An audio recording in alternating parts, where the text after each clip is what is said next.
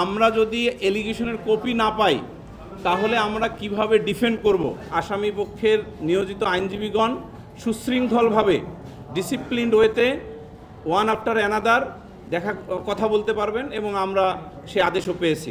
International criminal rules 2010-এর 9-3 বিধি অনুসারে একটি আবেদন সাবমিট করি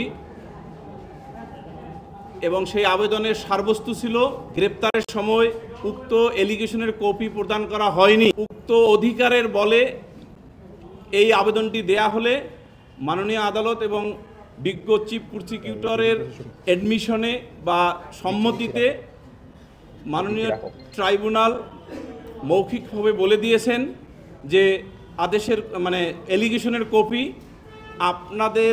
আপনাদের দুইজন আসামি সহ অন্যান্য আসামিদেরও প্রদান করা হইবে। মাঠের অলরাউন্ডার আমি আর ঘরের allrounder Tylox. Tylox toilet cleaner, clean মানেই টাইলক্স। এই জন্য এটা খুব দরকার, এই জন্য যে আমরা যদি এলিগেশনের কপি না পাই তাহলে আমরা কিভাবে ডিফেন্ড করব?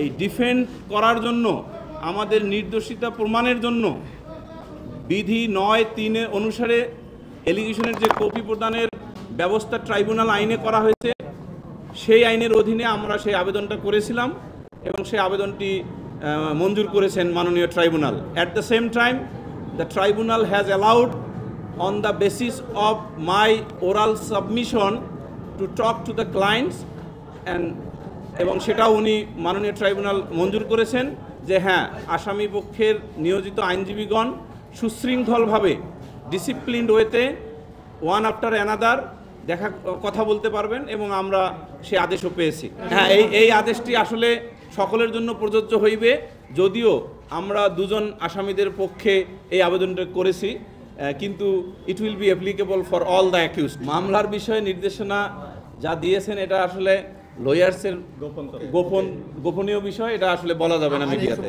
হ্যাঁ, এটাও দিয়েছেন। এই সময়ে যখন আইনজীবীদের দেখা করার সুযোগ দিয়েছেন tribunal for the ends of justice, যে সকল গ্রেপ্তারকৃত ব্যক্তিদের আত্মীয় স্বজন এসেছেন সুশৃঙ্খলভাবে তাদেরও দেখা করার সুযোগ দিয়েছেন।